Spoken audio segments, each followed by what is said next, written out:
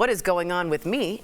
Dropped a mirror. What is going on with Boeing, really? On Monday, a United Boeing plane experienced a problem when it was forced to land after fuel began pouring out from the landing gear. You can see it right there. This ain't the first. This is reportedly the fifth incident in just a week. So let's start from the beginning. Last week, another Boeing plane was forced to make an emergency landing after flames exploded from one of its engines. Also last week, a flight taken off from San Francisco had to divert to LA after one of its tires fell off. You see it right there. The tire landed on some cars in the SFO parking lot. Thank God nobody was injured. There was also this, a Boeing plane that veered off into the grass while landing in Houston. Passengers said they heard a loud boom, which is never good, and the plane started to tilt over.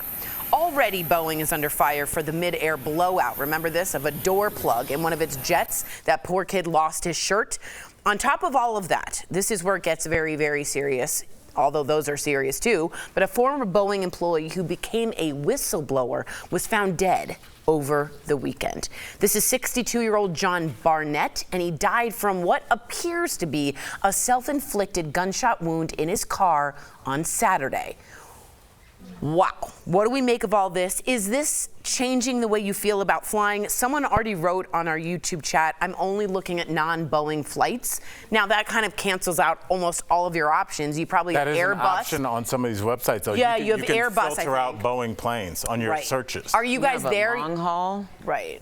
Are you guys there yet? What are you thinking about this? Just so you know, the door plug, they are criminally looking into it because apparently they said to put that plane down and they used it for profits to take 2 more flights when it was supposed to be grounded.